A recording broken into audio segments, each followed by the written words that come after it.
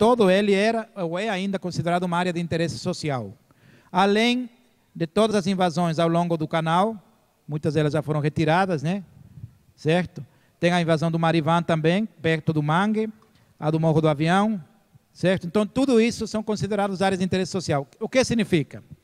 Área de interesse social, se for de risco, as pessoas têm que sair. E têm que ir para as outras áreas onde vão ser construídas habitações sociais. Se não for de risco, e for tecnicamente possível, então deve-se urbanizar. E quando isso for possível, deve-se promover a regularização fundiária, certo?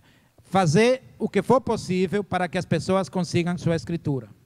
E aí vão ter mais segurança na posse, seu imóvel vai valorizar, vão poder financiar alguma coisa usando a casa como bem, né? Como garantia, enfim. Entendeu? Então é isso que deve ser promovido nessas áreas de interesse social. Agora, nessas áreas, como é interesse social, não pode se construir muito. A gente vai ver o coeficiente permitido para essas áreas. Certo? Então, eu ampliei essa região de aqui. Certo? Parte do 17 de março, os blocos 1, 2, que já estão ocupados, e um bloco 2A, também seria área de interesse social. Entre as duas avenidas, não estava previsto como área de interesse social. O que significa que naquela região poderia, eventualmente, se construir projetos com um padrão um pouco maior, prédios um pouquinho mais altos. 4 até 6 pavimentos. Nesse trecho já perto do aeroporto, certo? Nos demais, não. Seria aqueles bloquinhos de 4 pavimentos ou casas, né? Como foi feito. Áreas de interesse urbanístico são áreas centrais, lá na cidade, no centro, na área do comércio. E a orla, entre a pista Sarney, o asfalto, né? E o mar. Aquela área onde ficam os bares. Então, existem normas específicas para esses bares, para essa região. E também para a área do centro comercial e centro histórico, certo? Áreas de interesse econômico, do desenvolvimento econômico. Basicamente são áreas onde é proibido construir residência. A ideia é que ali se ocupe só com comércios, indústrias e serviços de médio e grande porte. Basicamente é o distrito industrial que os senhores conhecem, né? Toda aquela região do distrito industrial, e na Avenida Augusto Franco, Rio de Janeiro, a área onde estão os grandes supermercados de lojas de materiais de construção, Hipersales, Mistão. Então, aquela região também é considerada área de desenvolvimento econômico. Então, ali, pela proposta e pelo plano atual também, não é possível construir prédios ou residências, certo? Bom, e aí vamos ao interesse ambiental. Existem as áreas de preservação onde não pode ser construído nada. Basicamente são mangues, dunas, talvez que seriam áreas, fundos de vales ou de rios, encostas muito inclinadas com mais de 30%, ou seja, encostas muito íngremes, ladeiras, não podem ser ocupadas, certo? Essa é uma área de risco, porque pode haver desmoronamento, então as pessoas têm que ser retiradas. Na verdade, nunca deviam ocupar essas áreas, né? Mas se ocuparam, elas têm que ser retiradas, certo? Então, a própria lei federal já diz que nessas áreas não se pode construir, e a lei municipal tem que ratificar isso. As de preservação.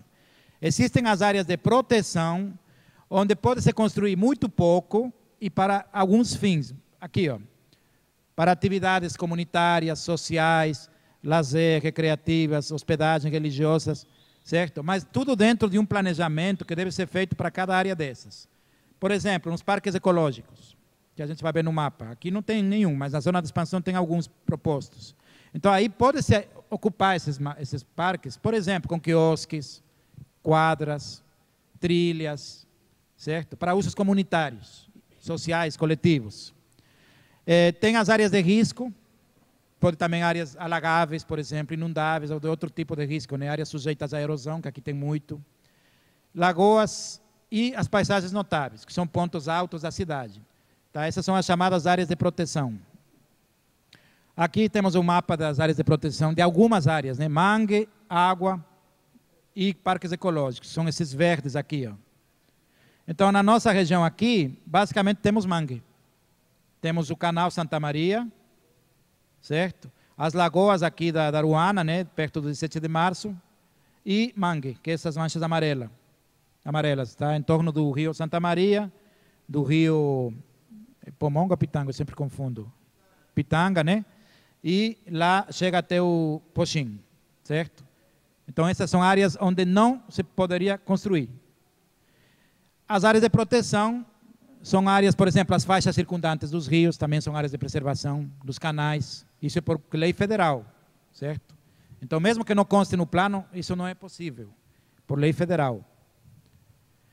E tem também um estudo que foi feito na prefeitura, que mostra aqui, essas manchinhas roxas aqui, as áreas com mais possibilidade de erosão, que é o caso do Morro do Avião, né?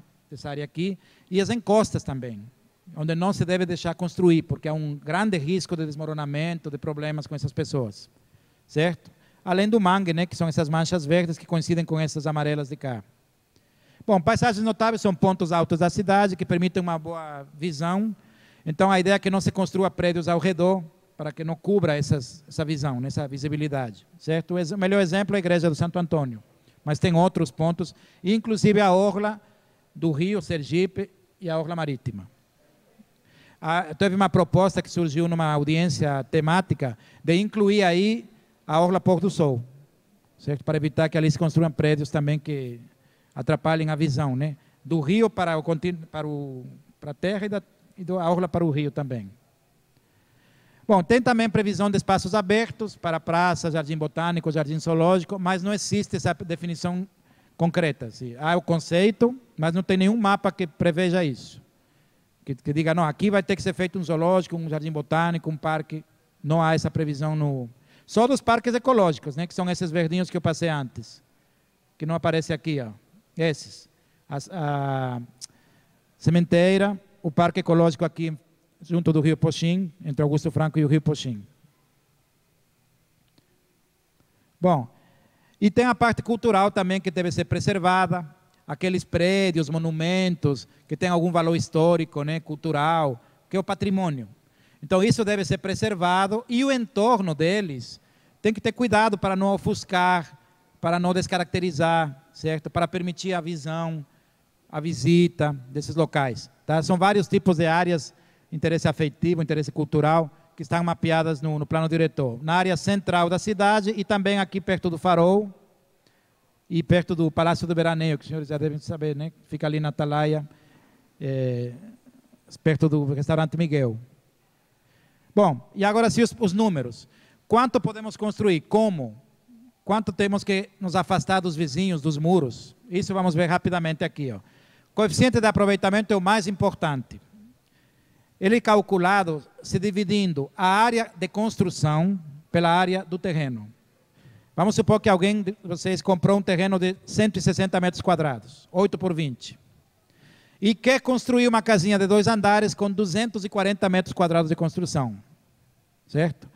Se dividimos um pelo outro, temos o coeficiente, 1,5. Certo? Aqui a casinha, o coeficiente dessa casinha seria 1,5.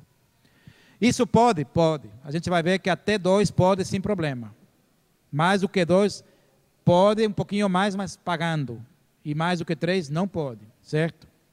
Então, aqui estão os coeficientes. Ó. Eu destaquei o que interessa nessa região. O básico é 2, o máximo 3. Então, se alguém tem um terreno, por exemplo, de 100 metros quadrados, pequenininho, 100 metros quadrados, ele pode construir até 200 metros quadrados. Sem problema nenhum, claro, respeitando os demais parâmetros que vamos ver, né? Os recuos, os afastamentos, certo? Mas até 2 sem problema. Pode ir um pouco mais? Pode, até 3, mas aí já tem que pagar uma diferença. É o que se chama outorga onerosa, que é uma taxa que se calcula com base no valor do terreno para que ele pague pelo que está construindo a mais dos 2, certo? Na zona de adensamento restrito, que seria da lixeira, da entrada da estrada lixeira para lá, para o sul, o coeficiente é 0,4. Então é muito pouco. Significa que se alguém tem um terreno de 100 metros quadrados, só vai poder construir 40. Certo? E se afastando muito mais dos vizinhos, deixando mais áreas verdes. Então, para a zona de expansão, o coeficiente que se propõe é 0,4. Certo? Nós, como eu já expliquei, nessa região toda, estaríamos com 2, ZAB. Mas, se alguém pretende, por exemplo, lotear, ocupar aquela região mais para o sul, 0,4. Certo? E a mesma coisa para a zona de expansão. E é isso que está proposto. Certo? Com relação ao plano atual, diminuiu. E isso em parte é bom, porque a cidade vai continuar crescendo, mas não com a mesma intensidade, entendeu? Então fica uma coisa mais controlada. E dá para melhorar, planejar melhor, dar uma melhor infraestrutura, o trânsito vai continuar crescendo, mas não na mesma proporção, essa é a ideia. Bom, gabarito, aparentemente aqui não tem problema, né? Gabarito é a altura dos prédios. Então, é proibido construir torres de 30... Não, não é. Pelo plano atual, pelo plano proposto, não será proibido. Agora, para ele construir, vai ter que comprar um terreno muito grande, se afastar. No caso, aqui tem a região de aproximação do aeroporto, que é proibido levantar prédios, né? Tem que se respeitar uma altura, um cone, que é a aeronáutica que aprova esses projetos. E aqui na Santa Maria não tem prédios altos. Por quê? Porque é proibido? Não. É porque o mercado não absorveu ainda. Mas pode um dia aparecer. Claro, respeitando a zona de aproximação, né, dos aviões. Mas pode algum dia um empreendedor começar a fazer prédios ali perto do Orlando Dantas, ou então mais para cá. Pode surgir essa possibilidade, sim. Aí ele vai ter que respeitar os demais parâmetros, né? Mesmo que ele queira levantar em altura, mas respeitando os demais parâmetros. Então a ideia é que você pode fazer vários pavimentos com a mesma área construída. Ou seja, por exemplo, apartamentos menores eu levanto 6. Ou então apartamentos maiores só faço 3. No final é a mesma área construída, mesmo coeficiente. Altura diferente. Bom, aqui possibilidades, né? Prédios pequenos mais próximos ou prédios mais altos mais afastados. Então são duas possibilidades que podem acontecer. Aqui um conceito de... Você pode construir no terreno todo, ocupar o terreno todo? Não. Tem que deixar no mínimo 15% do terreno. Se você tem um terreno de 100, você tem que deixar 15 metros quadrados sem cobrir, sem construir. Certo? Não pode ocupar o terreno todo. Além disso, tem a permeabilidade. Ó.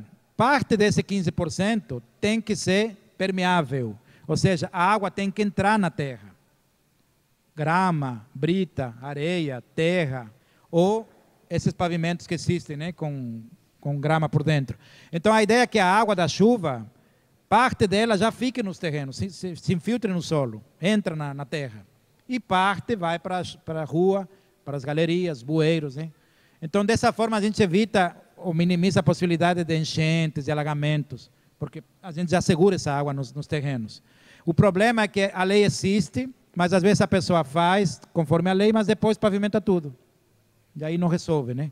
Então é necessário que você deixe essa área de permeabilidade. Na zona de expansão, a exigência é muito maior, certo? É 30% do terreno. Tem que deixar impermeável, permeável mesmo, a água tem que entrar. E aqui 10%, certo? Como? Canteiros, um pedaço de grama, areia, brita, de qualquer uma dessas maneiras. E finalmente recuos. Eu posso chegar a encostar nos vizinhos, na frente? Não. Na verdade, alguns que posso. Por exemplo, para trás, para os lados, eu posso encostar. Certo? No muro. Até o segundo andar posso. Na frente, não. Na frente, eu tenho que deixar sempre um recuo, um afastamento. Se for uma rua local, que é o caso da maioria aqui, 3 metros. Se for uma avenida ou rua de trânsito rápido, 5. Por exemplo, aquelas duas avenidas que estão projetadas aqui, na Amarela e a outra, 5 metros. Quem for quem for morar nessa avenida vai ter que deixar 5 metros de recuo dentro do terreno, tá? Não é entre a avenida e o terreno. Aqui está seu muro, você tem que se afastar 5 metros para começar a construir. E em ruas locais, 3 metros, certo? A fórmula é meio complicada, mas basicamente é o seguinte, ó, até o segundo andar, ou seja, uma casa, por exemplo, ela pode encostar nos vizinhos, certo? Mas na frente não. E tem que cumprir também os outros coeficientes, né? Então realmente ele não vai conseguir encostar, porque aí ele não vai cumprir a permeabilidade, não vai cumprir a taxa de ocupação. Então ele acaba se afastando por necessidade, para poder cumprir a lei, certo? Bom, e uma coisa importante, ó, existem alguns terrenos na cidade, alguns públicos, outros privados, que não são utilizados. E a cidade tem uma demanda de equipamentos, escolas, áreas de lazer e de moradia, né? Porque o bairro 17 de Março praticamente já está saturado, já aqueles 2 blocos já estão com destinação, vamos dizer, já se sabe para quem são, né? Já está definido quem vai para lá. Então, fica muito pouca área na cidade para construir programas sociais de habitação. E, no entanto, tem lotes por aí, grandes, sem uso. Alguns privados, outros públicos. Tá? Então, a ideia é que esses espaços sejam utilizados. Certo?